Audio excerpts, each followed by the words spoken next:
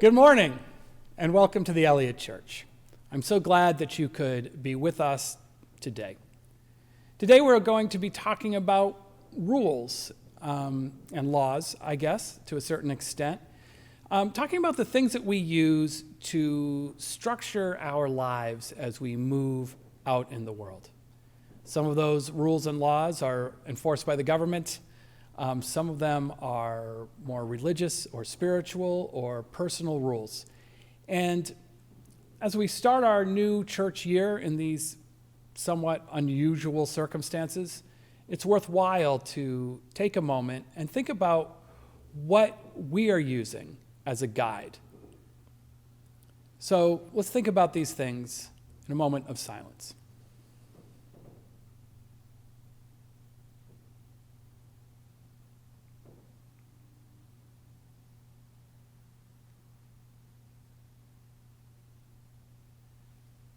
Blessed be.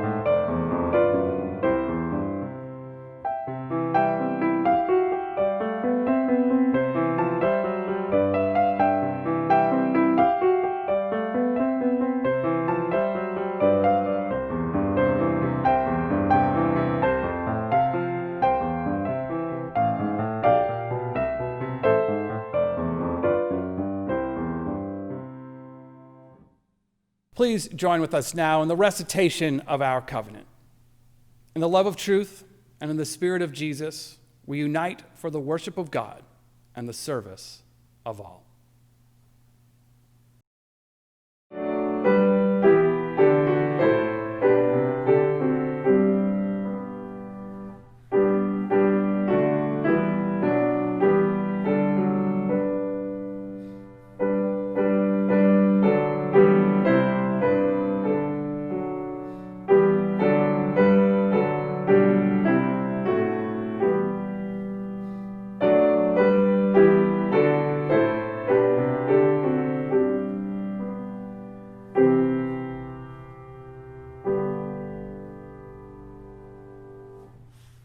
So today we're talking a bit about rules and what it's like in our lives when we follow them and when we break them. Sometimes we don't know we're breaking them, and sometimes we do. And, it can create some tension within us, I think. And so I have a passage here from Paul's letter to the Romans, and it's been picked apart in a variety of ways over the years. In fact, we have here interpreted it in different ways. But right now, what I'd just like us to think about is the distress that Paul is writing about when we do something that we know might not be the right thing, either in the time or afterwards, and we wonder why. So here we go. And of course, here he doesn't use the term rule, he uses the term law. We know that the law is spiritual, but I am carnal. I have been sold to sin. I don't understand what I do, for I don't do the things I want to do, but rather the things I hate. And if I do the very thing I don't want to do, I am agreeing that the law is good. Consequently, what is happening in me is not really me, but sin living in me. I know that no good dwells in me, that is, in my human nature. The desire to do right is there, but not the power. What happens is that I don't do the good I intend to do, but the evil I do not intend. But if I do what is against my will, it is not I who do it, but sin that dwells in me. This means that even though I want to do what is right, a law that leads to wrongdoing is always at hand. My inner self joyfully agrees with the law of God, but I see in my body's members another law in opposition to the law of my mind. And this makes me the prisoner of the law of sin. How wretched I am! Who can free me from this body under the power of death? Thanks be to God, it is Jesus. This then is the problem. I serve the law of God with my mind, but I serve the law of sin with my flesh. The Legacy of Caring by Thandeka. Despair is my private pain, born from what I have failed to say, failed to do, failed to overcome. Be still, my inner self. Let me rise to you. Let me reach down into your pain and soothe you. I turn to you to renew my life. I turn to the world, the streets of the city, the worn tapestries of brokerage firms. Drug dealers, private estates, personal things in the bag lady's cart. Rage and pain in the faces that turn from me, afraid of their own inner worlds. This common world I love anew, as the lifeblood of generations who refused to surrender their humanity in an inhumane world, courses through my veins. From within this world, my despair is transformed to hope. And I begin anew the legacy of caring. Now is the time in our service to quiet our minds and settle our bodies, joining together in the spirit of prayer. If you are multitasking, I invite you to slow down or take a pause. If you are seated, perhaps you plant your feet on the floor. And for a few moments, let us breathe together in silence and lift up our prayers for all of those in need this morning.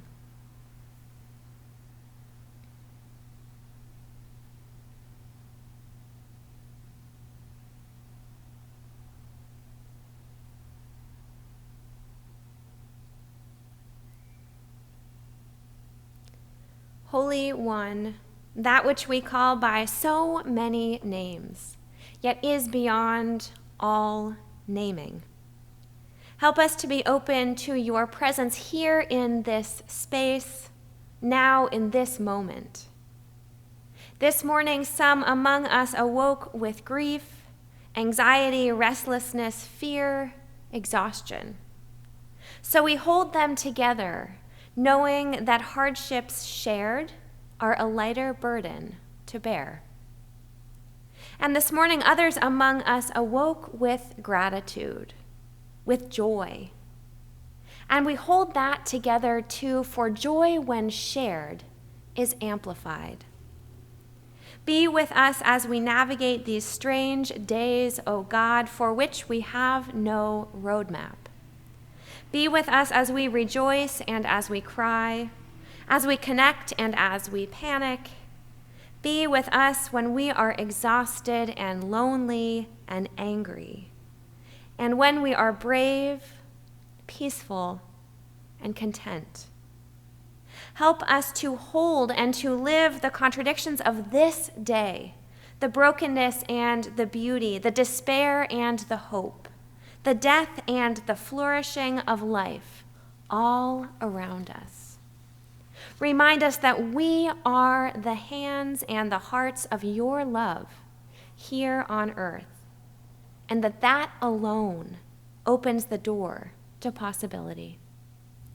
Be with us now and every day to come. In the name of the love that holds us all, I pray. Amen. And now we will join together in unison, reciting the prayer that Jesus taught to his disciples. Our Father, who art in heaven, hallowed be thy name. Thy kingdom come, thy will be done on earth as it is in heaven. Give us this day our daily bread, and forgive us our trespasses, as we forgive those who trespass against us. And lead us not into temptation, but deliver us from evil. For thine is the kingdom, and the power, and the glory, forever and ever. Amen.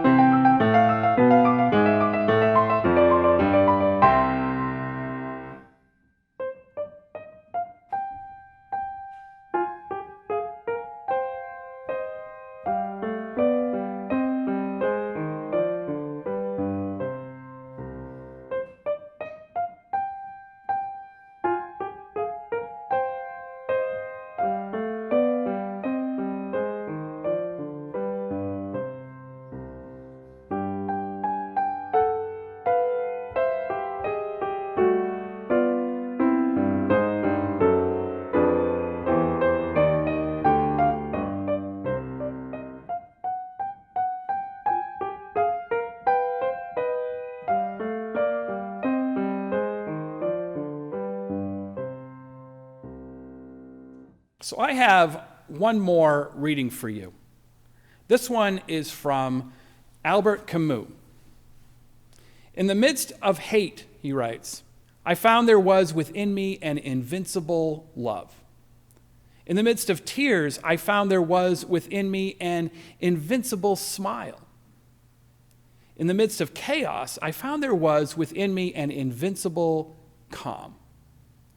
I realized through it all that in the midst of winter, I found there was within me an invincible summer. And that makes me happy. For it says that no matter how hard the world pushes against me, within me, there is something stronger, something better, pushing right back. So, I've been worried a lot lately about my mask game, whether I have it with me, when and where I use it, and how I manage my interactions with others out in the world. Now, I've also noticed over the last few months that I have a tendency to inch closer to people when I am talking to them. And now that I have a mask on much of the time, that tendency has increased rather than faded away. And lately, we, my family and I, have made the choice to move further out into the world, grabbing lunch at restaurants outdoors, and generally being closer to where people are. And all of this makes me anxious.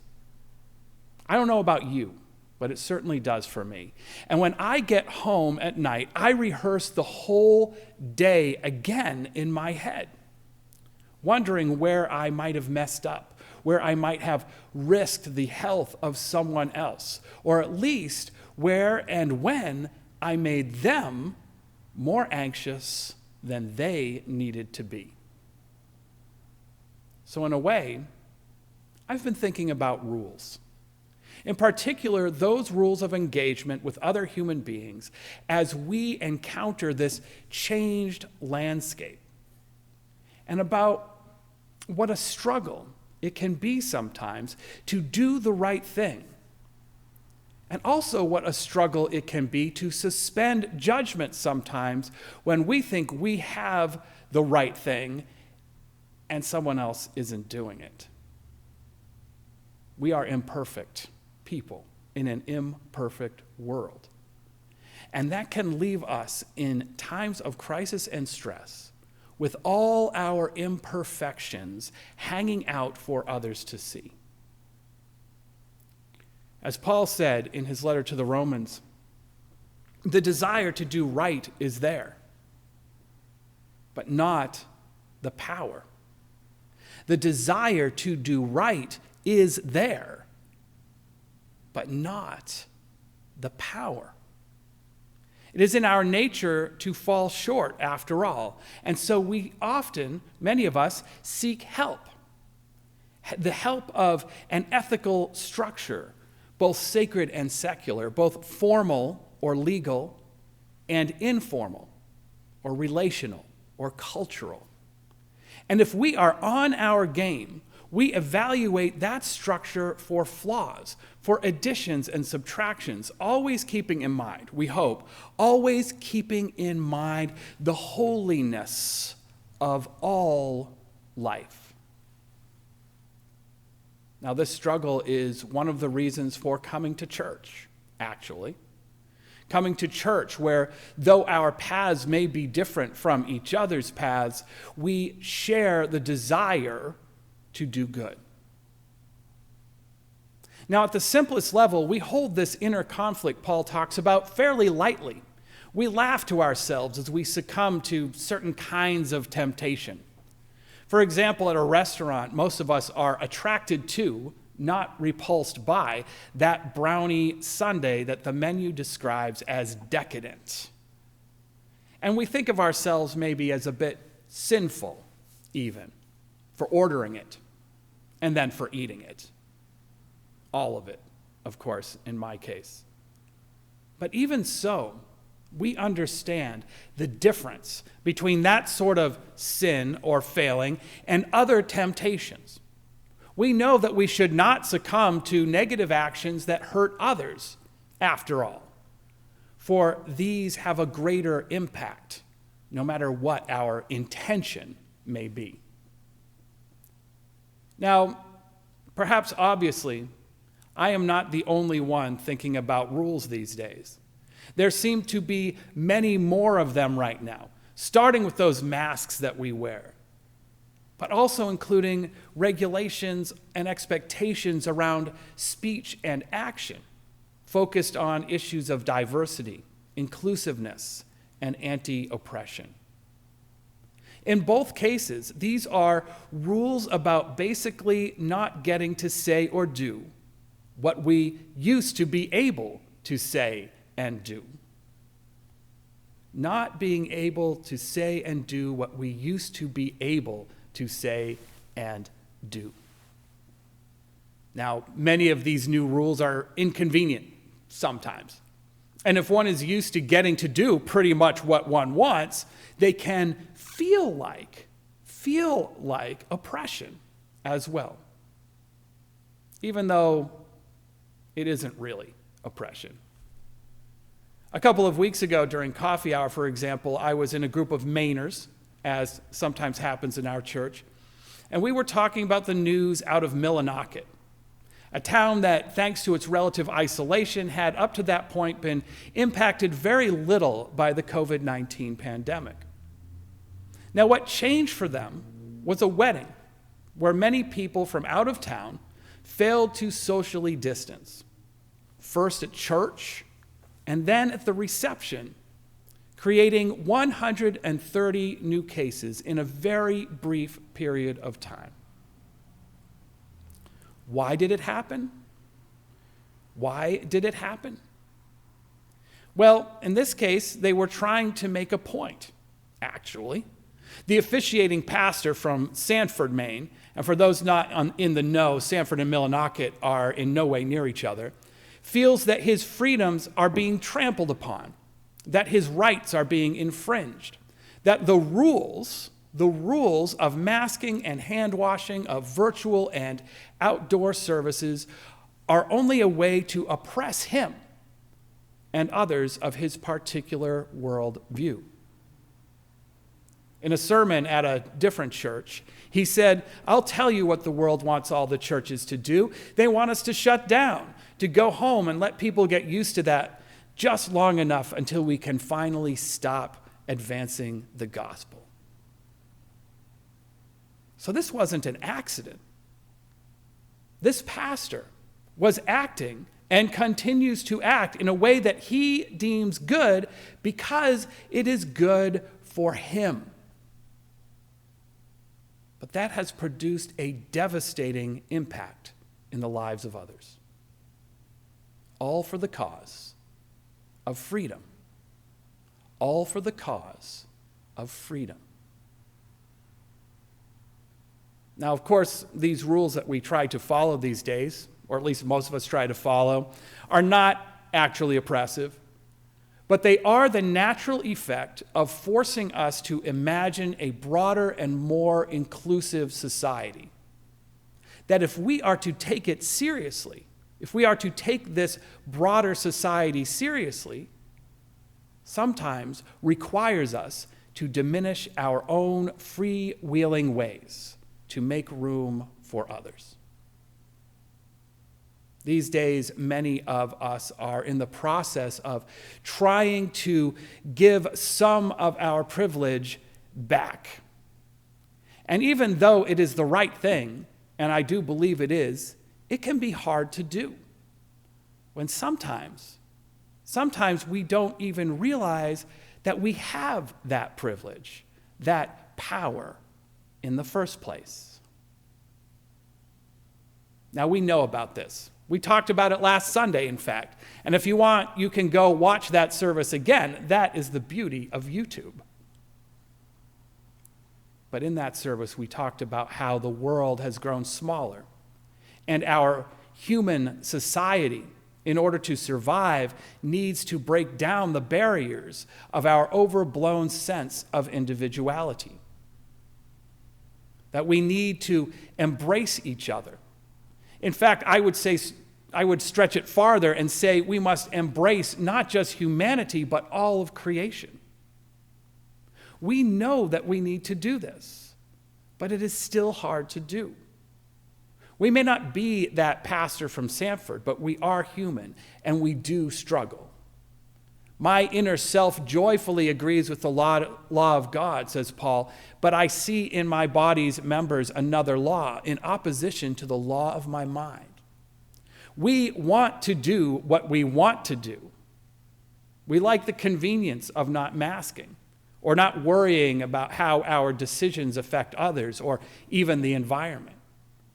And like Paul, we can get trapped, finding ourselves throwing off the restraints to do whatever it is that we want to do. However, thankfully, like Paul, we here are on a journey of faith. A journey of faith that makes demands for us, but does so with a goal in mind. And the good news is that the purpose of these travels is to bring about the commonwealth of heaven, the kindom of God. Now, I know that sounds downright churchy to some, but we are in a church. And what I am talking about, and what we often talk about in this congregation, is not an otherworldly pie in the sky when you die metaphysical dreamland. No, what I am talking about is the vision of the better world we are building right here and right now. A world built on kinship and on the commonwealth, on the just inclusion of all. And that is a world that can only come to fruition if we make it together in community. If we put that vision ahead of our individual needs and let it call us back up when we fail, to try again and again and again for as long as it takes.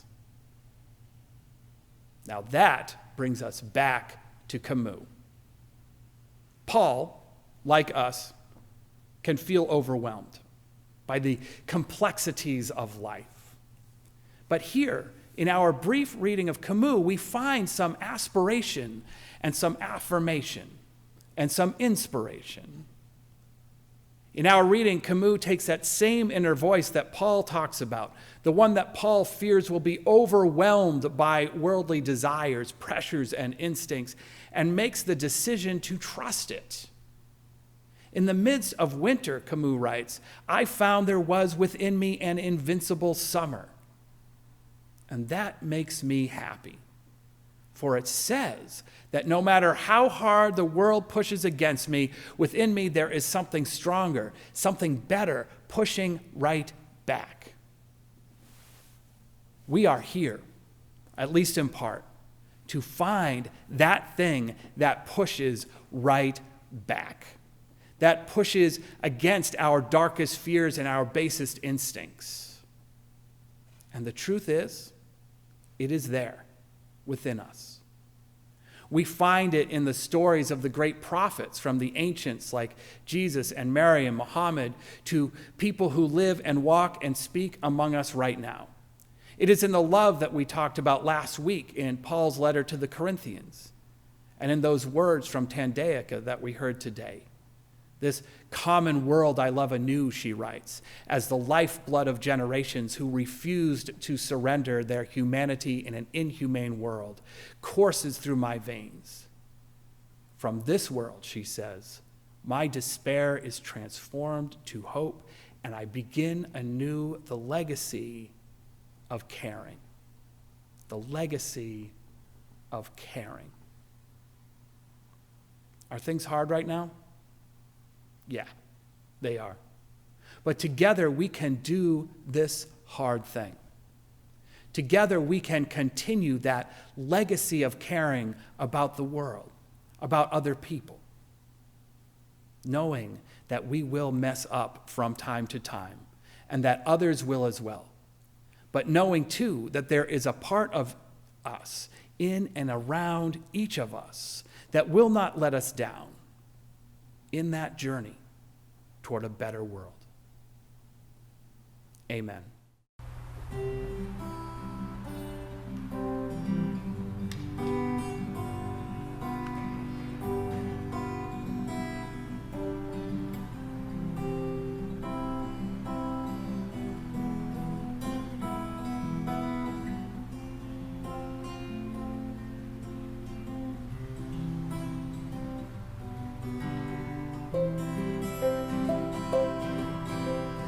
Freight train, going so fast. Freight train, going so fast. Please don't tell them which train I'm on, so they won't know which way I've gone. When I die, just bury me deep at the foot of Chestnut Street, so I can hear old number 9 as she goes rolling by. Freight train, going so fast. Freight train, going so fast. Please don't tell them which train I'm on, so they won't know which way I've gone. When I'm dead and in my grave, no more good things will I crave. Just place a stone at my head and feet, and tell them I've gone to sleep.